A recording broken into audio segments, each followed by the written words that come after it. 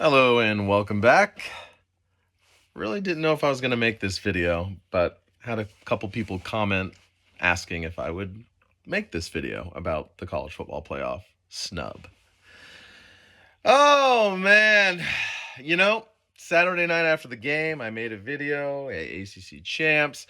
At that time, FSU was an overwhelming favorite, whether it was Vegas, ESPN's FPI, to make the playoffs. And again, why fucking wouldn't they? Especially if you go off the CFP's precedent of never omitting an undefeated Power 5 conference champion. But they went ahead and did that. So I'll spend a few minutes not to talk about it. At this point, if you're watching this, you've probably seen, every talking head or every friend or foe that on social media talk about it. So I'll try not to keep it more than 5 or 10 minutes. But look, the talking point to keep Florida State out started in earnest before Travis got hurt. I mean, they were getting criticized for their Duke win, even though they pulled away late, won by 3 scores. They were getting criticized pretty harshly for their at Pitt win, even though they went into that game down, I think, 5 of their top 7 receivers. And I believe they still pulled away eventually. And I think they wound up winning that game by 3 scores as well. So these talking points are, if I don't know, if they're doing enough, that type of thing was already being brought up before he fucking broke his leg, JT. And then when he obviously broke his leg, it just amplified. Hey, I don't know. I mean, this is one of the criteria they look at. I don't know. I don't fucking know. And lo and behold, with their second string quarterback, they go into the swamp and beat their rival with their backup by playing good defense, good special teams. They won the game. Yeah, I know Florida finished 5-7, but they're still an SEC team. The SEC is SEC O-N-D to nobody. You know what I mean? By the way, if you look at the metrics, Florida's better than a 5-7 team, but that's neither here nor there. I won't say how good they are, but they're actually beyond their horrible defense. Shouldn't have wound up with a 5-7 record. Probably more like 7-5. But Nape Dog isn't exactly super organized so far. But anyway, so they win that game, and then you have guys like Greg McElroy, former Alabama quarterback, national champion 2009, saying stuff like, "Hey, stuff like shouldn't matter. Their QB's hurt. They still won."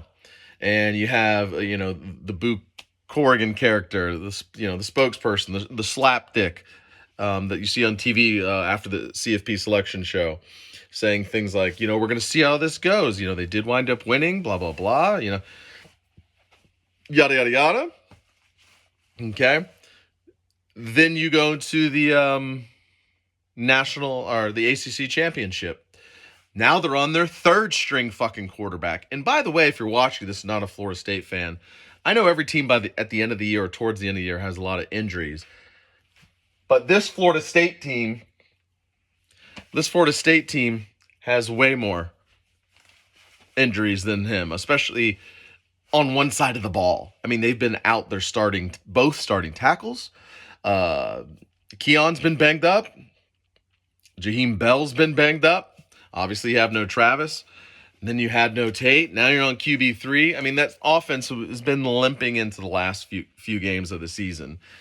And, of course, losing JT just exasperated it all. But you go into the ACC championship game facing a Louisville team that was 10-2, the own college football playoff ranking.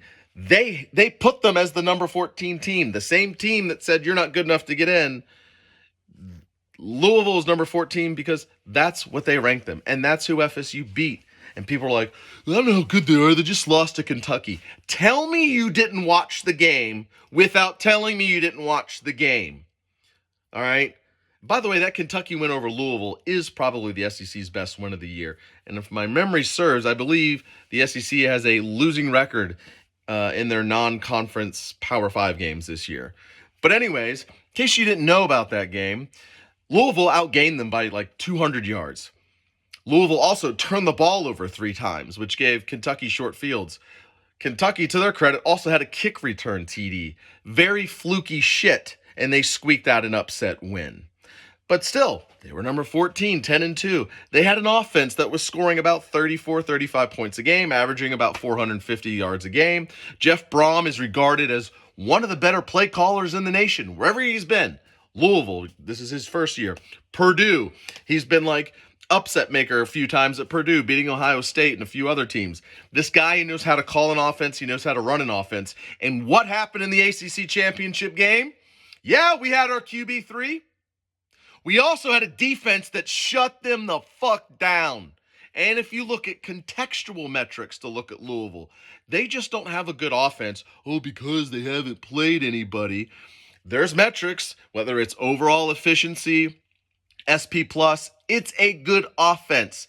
And by the way, their defense, on the whole, when you look at the metrics, the contextual stats, not too bad either. They're one of the top teams in pressure rate in all of college football. And they only blitzed about a quarter of the time. And yet they were still up there. It was a good overall team. Good, not great, nothing special. A team that this committee, again, ranked 14. And what did FSU with their QB3, a guy that had been on campus and played for about 5 minutes, basically, because he missed by the way, Brock Lynn, if you didn't know, missed a month of practice because he was hurt. So not only is he a true freshman, he's a true freshman that hardly had, like, literally green as you can be. All right? He doesn't play well, but we do get the running game going. I think we had 150 plus yards rushing. And then the defense absolutely dominated. Held Louisville to about 180 yards. I just said earlier, that's a team that was averaging about 450 yards a game. Held them to 6 fucking points. A team that was scoring about 34 a game. They were scoring on everybody they played. Jeff Brom, a Jeff Brom offense, I should say, hasn't been held under 200 yards in 5 years. Okay? So when that game concluded, I thought, all right, well, we should be in the playoff, won our conference title. Hell, with our QB3, yeah, he didn't play well, but, you know, our defense and special teams, we still won the game by 10. Hell, I think the spread by the time kickoff rolled around, I think Louisville was actually like a 1-point favorite by the time kickoff came around. I go, surely we're in. And then you start thinking, what would happen in the college football playoff? With the way this defense has been playing, it's been good all year, but it's been elite the last few games, right? And you can dismiss that and say, well, you know, well, Florida had its backup QB and, you know, other opponents. But the ACC championship was an exclamation point. Louisville has a good offense, a great play caller, period. And the defense shut them down. 7 sacks, 14 tackles for loss. And they were getting Darrell Jackson back if they had gone to the college football playoff.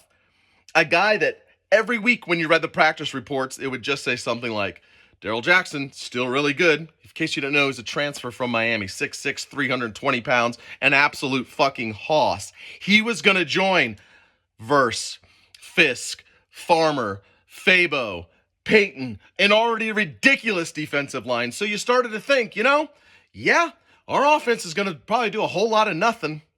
But that would take that defense to at least keep us in the game versus pretty much any college football playoff opponent. Maybe FSU wouldn't win the game, but with the way that defense is playing, and not even just the D-line, the linebackers were playing phenomenal lately. The defensive back, the secondary has been one of the best secondaries in the country. They've allowed more incompletions than completions. Pat Surtain has been an awesome hire, on the field and off the field. So you started to dream a little bit. Hey, you never know. I mean, TCU, as much as they got killed by Georgia in the final, which there's no shame in that. That Georgia team last year was ridiculous and probably better than this year's Georgia team. That same TCU team also was supposed to lose to Michigan in the semifinal. And they beat Michigan. No one thought they would, and they did. All right? So you started to think, all right, maybe our defense gives us a puncher's chance. We have, basically a month for the offensive tackles to get healthy, for Bell to get back to 100%, for Keon to get back to 100%, for Tate and or Glenn to have, like 15 practices worth of reps to at least maybe be serviceable in the game. Don't even have to be good, just serviceable. And maybe you can pull off an upset. But you at least should deserve the chance to do that because you went undefeated in a Power 5 conference. And then people, of course, say, well, you know what? They might have got snubbed, but it's about the 4 best teams. That bullshit-ass narrative. If it was about the 4 best teams, Georgia would still be in the playoff. Because I test blue chip ratio.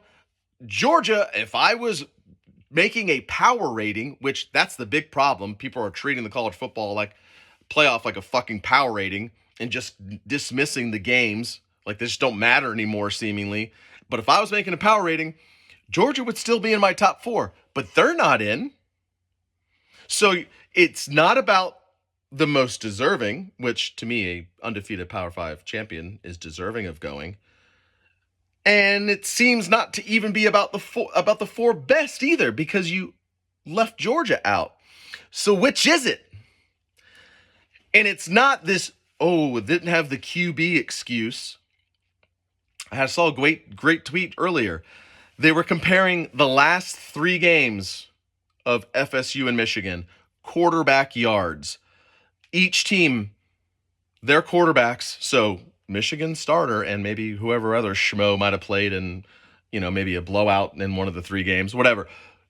Michigan quarterbacks, about 430 total yards, 1 TD. FSU quarterbacks, 430 yards, 3 TD. Neither good, but that's not the point is. The point is Michigan wasn't getting good QB play these last few games late in the year. But they're the number 1 seed, even amidst a blatant cheating scandal. And so it's really annoying, people trying to make sense of it and justify FSU being left out with this JT narrative or 4 best. I already explained to you about the Georgia sitch and how that 4 best narrative goes out the fucking window when you don't put Georgia in there. Here's what it comes down to.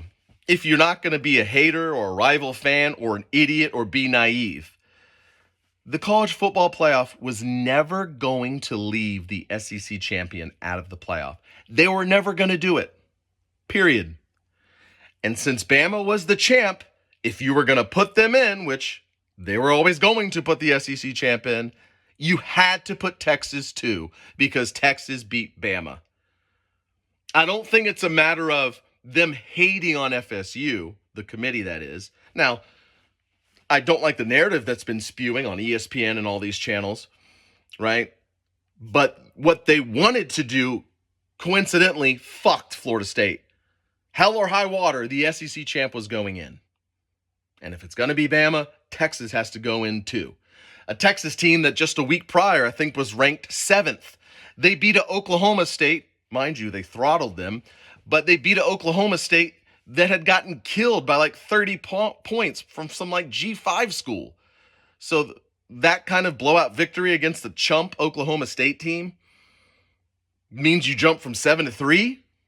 None of it makes sense. It's all illogical. It's all utter bullshit. It's politicking at the highest degree. And let's be fair, college football, when it comes to determining the national championship, has long been about politicking. It really has. And you always kind of thought that. You didn't like the system when it was AP or the BCS. And even, of course, the 4-team format. Hey, there's 5 Power 5 champs. Why the fuck are we starting with 4 spots?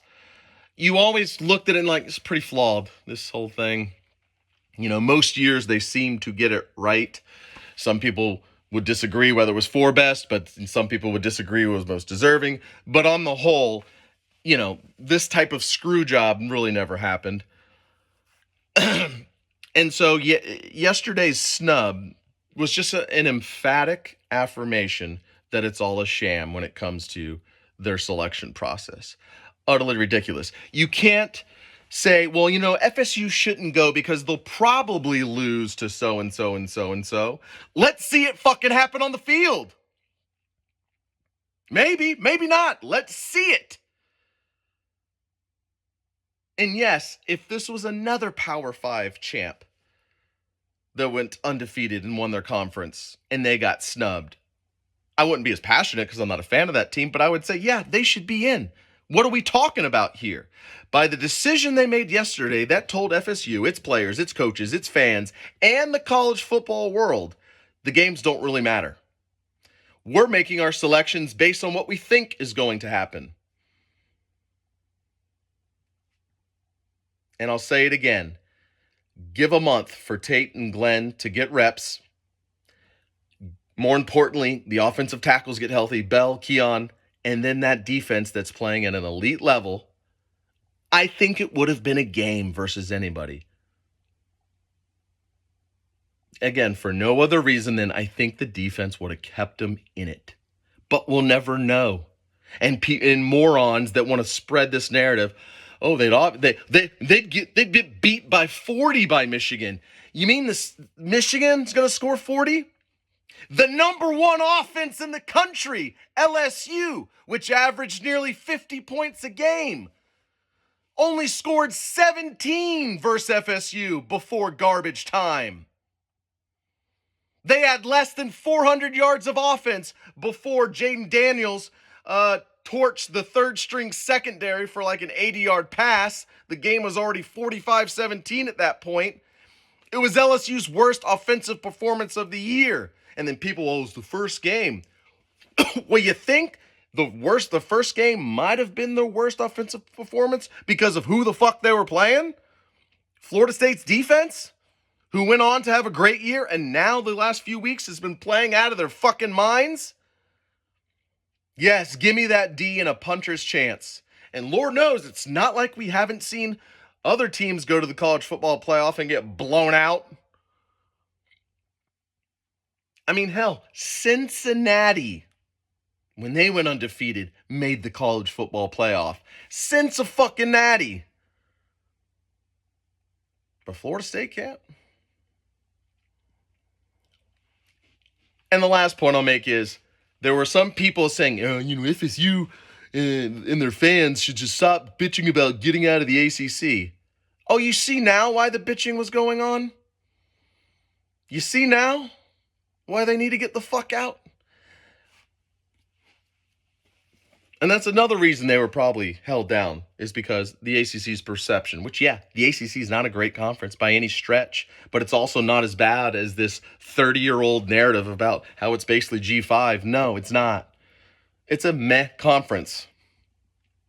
It's probably like the third best conference this year.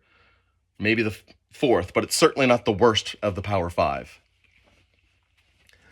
And another thing with that is the ACC doesn't have any advocates. We haven't even heard from the commissioner about this whole situation. Have no fucking advocates. ESPN certainly doesn't bring it up. Hell, you looked at the broadcast Saturday night. And I had both games on, two different TVs, Michigan game and Florida State game. One broadcast is basically laughing at the low-scoring game. No kidding. Like, literally the announcers, and of course, a former Gator quarterback, Palmer's one of them. Oh, this is blah, blah, blah, just can't seem to get anything going, and just constantly negative. And yes, it was an ugly game. We have eyes.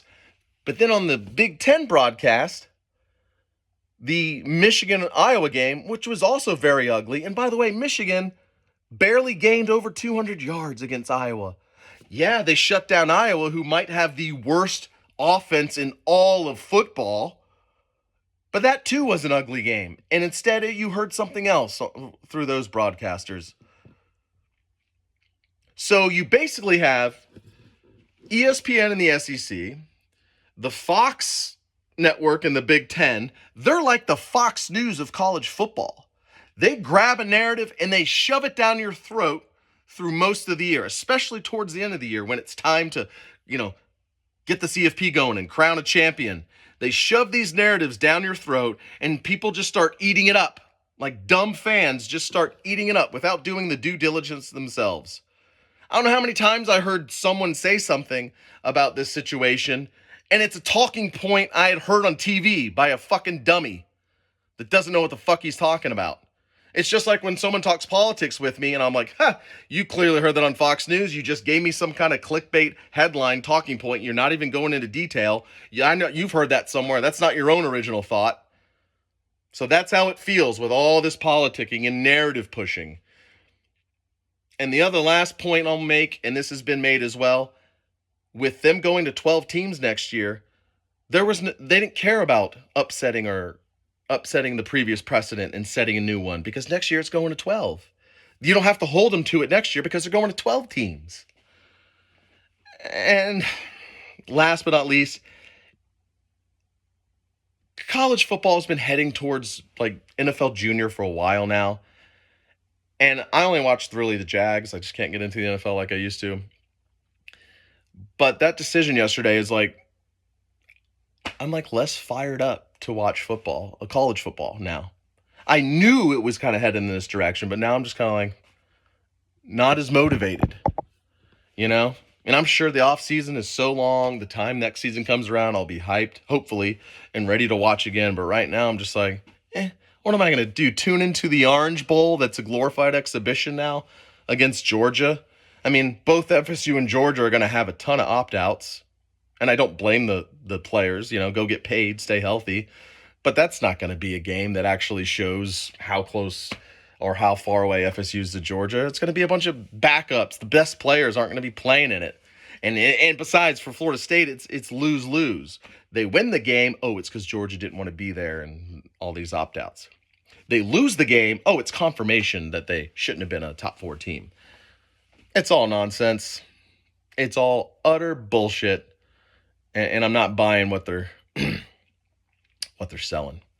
All right, well, I went double the 10 minutes. Can't say I'm shocked. Wait, that's it. That's all. Man, go Noles. I guess I should add something positive to the end. It's been an incredible season, and I'm trying not to let this decision sully that. 13-0 doesn't come around often. I think this is, the third time FSU's done it? Maybe? Something like that. 13-0. I'm not just saying undefeated, but actual 13 wins, 0 losses. I mean, look at Florida. The same fans that are jumping up and down because Florida State didn't get it. They've never had an undefeated season. Never. And they've played 40 more seasons of football. So when they chime in, just ignore them or just troll, or just, if you want, troll them. But certainly don't try and get in some serious debate with people you don't know. And it's a rival fan that you don't know. It's just like, what are we doing here? It's just, no. So still trying to appreciate the season. And I'm glad I made it a point to. I brought a cigar every Friday before every game. And they turned out to be all victory cigars. And I enjoyed the hell out of this year. This is a horrible ending. There's no sugarcoating it, but it's been incredible.